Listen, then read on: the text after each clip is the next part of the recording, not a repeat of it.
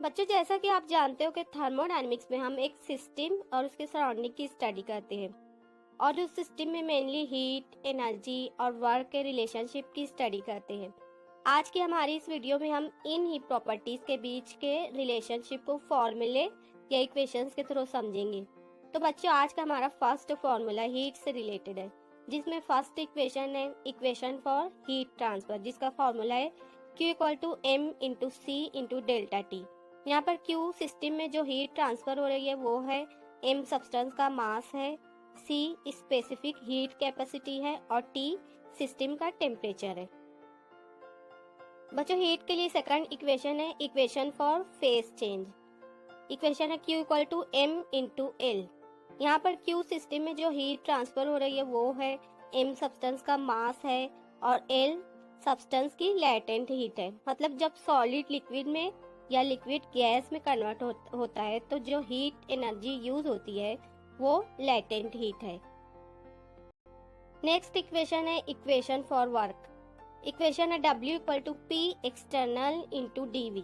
यहाँ पर W system में जो वर्क हो रहा है वो है, P सिस्टम का एक्सटर्नल प्रेशर है, DV सिस्टम के वॉल्यूम में जो चेंज हो रहा है वो है। नेक्स्ट इक्वेशन है equation for internal energy. Internal energy के लिए इक्वेशन है delta U equal to Q minus W। यहाँ पर डेल्टा U सिस्टम में इंटरनल एनर्जी में जो चेंज हो रहा है वो है, Q सिस्टम में जो हीट ट्रांसफर हो रही है वो है और W सिस्टम में जो वर्क हो रहा है वो है। नेक्स्ट इक्वेशन है इक्वेशन फॉर एंथैल्पी। एंथैल्पी के डिफरेंट इक्वेशंस है, जिसकी फर्स्ट इक्वेशन है enthalpy in terms of internal energy, जिसके लिए इक्वेशन है H equal to U plus PV। यहाँ पर H सिस्टम में जो हीट एब्सॉर्ब या रिलीज हो रही है वो है, U सिस्टम की इंटरनल एनर्जी है, P सिस्टम का प्रेशर है और V सिस्टम का वॉल्यूम है। एंथैल्पी के लिए नेक्स्ट इक्वेशन है enthalpy in terms of chemical reactions. Equation है delta H equal to H final minus H initial.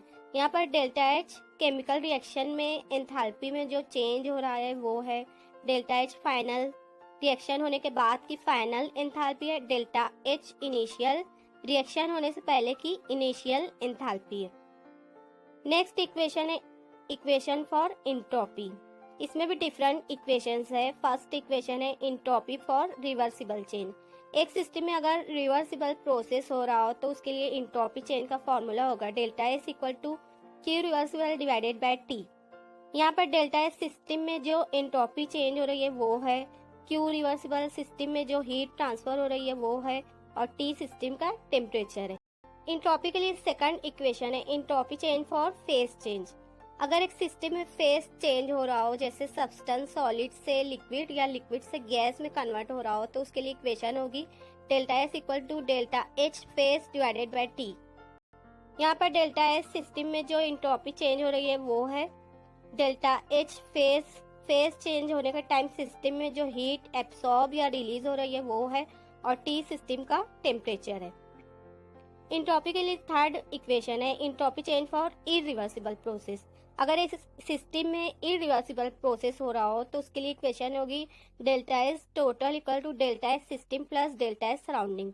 यहाँ पर डेल्टा एस टोटल सिस्टम और सराउंडिंग में जो टोटल एंट्रोपी चेंज हो रही है वो है, डेल्टा एस सिस्टम में जो एंट्रोपी चेंज हो रही है वो है, डेल्टा एस सराउंडिंग में जो एंट्रोपी चेंज हो रही है वो है।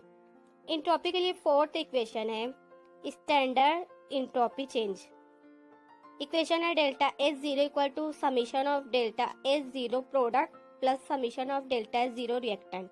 यहाँ पर delta S zero standard entropy change है, डेल्टा एस जीरो प्रोडक्ट में जो एंट्रोपी चेंज हो रही है वो है, डेल्टा एस जीरो रिएक्टेंट में जो स्टैंडर्ड एंट्रोपी चेंज हो रही है वो है।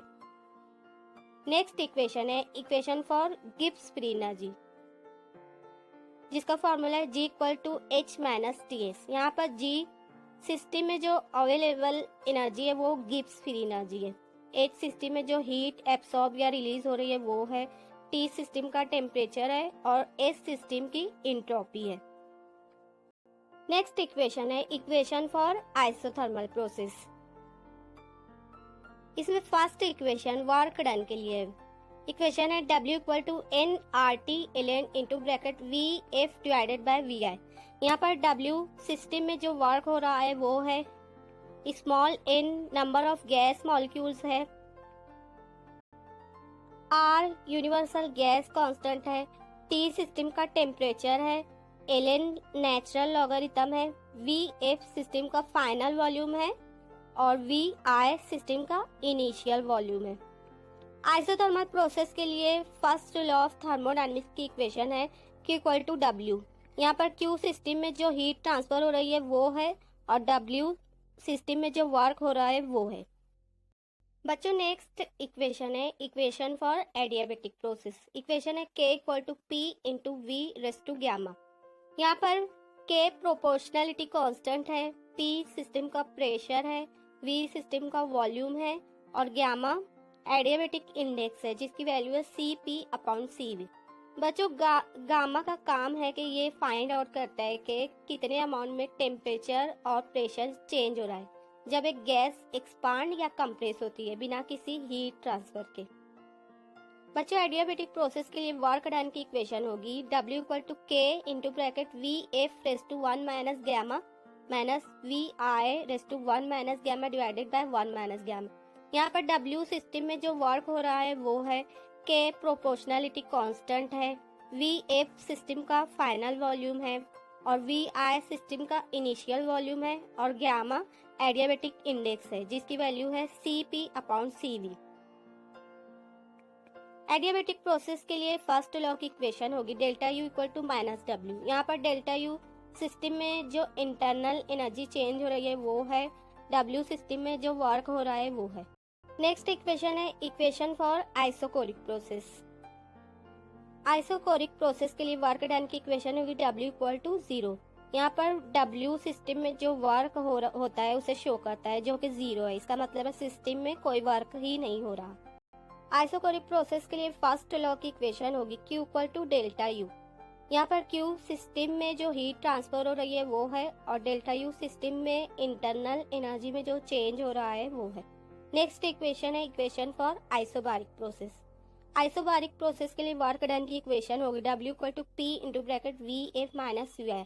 यहाँ पर W सिस्टम में जो वर्क हो रहा है वो है, P सिस्टम का प्रेशर है और VF सिस्टम का फाइनल वॉल्यूम है और VI सिस्टम का इनिशियल वॉल्यूम है। आइसोबारिक प्रोसेस के लिए फर्स्ट लॉ की इक्वेशन होगी Q equal to delta U plus P delta V।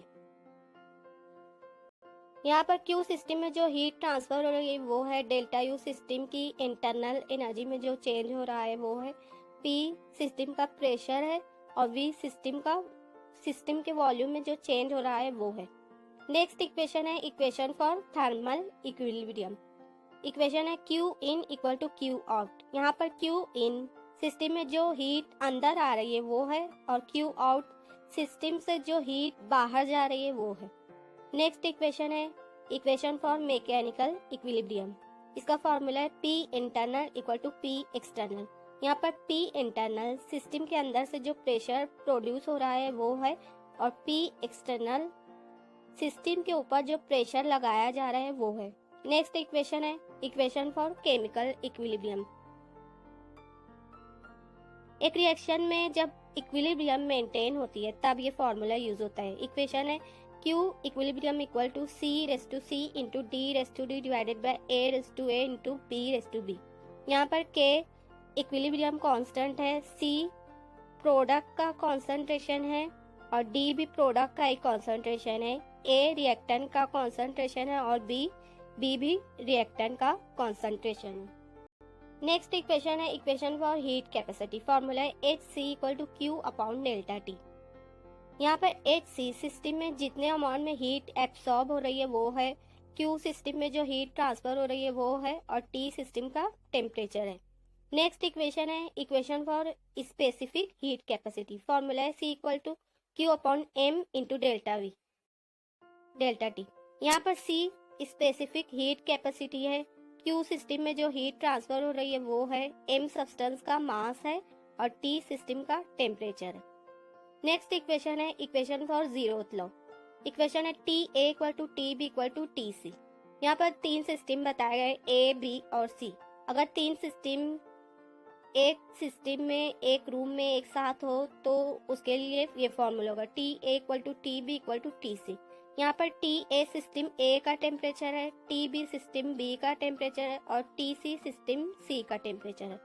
Next equation है equation for first law. Equation है delta U equal to Q minus W। यहाँ पर डेल्टा U सिस्टम में internal energy में जो change हो रहा है वो है, Q सिस्टम में जो हीट ट्रांसफर हो रही है वो है और W सिस्टम में जो वर्क हो रहा है वो है। नेक्स्ट इक्वेशन है equation for second law. Equation होगी delta S total equal to delta S system plus delta S surrounding. यहाँ डेल्टा S टोटल सिस्टम और सराउंडिंग की टोटल चेंज इन एंट्रोपी है, डेल्टा S सिस्टम की change in entropy है, delta S surrounding की change in entropy है। Last equation है equation for third law. Third law of thermodynamics की equation है S इक्वल टू 0। यहाँ पर S सिस्टम की एंट्रोपी है जिसकी वैल्यू 0 है, मतलब सिस्टम में किसी तरह का डिसऑर्डर मौजूद नहीं है। वीडियो अगर अच्छी लगी तो लाइक करें, चैनल को सब्सक्राइब करें। Thanks for watching.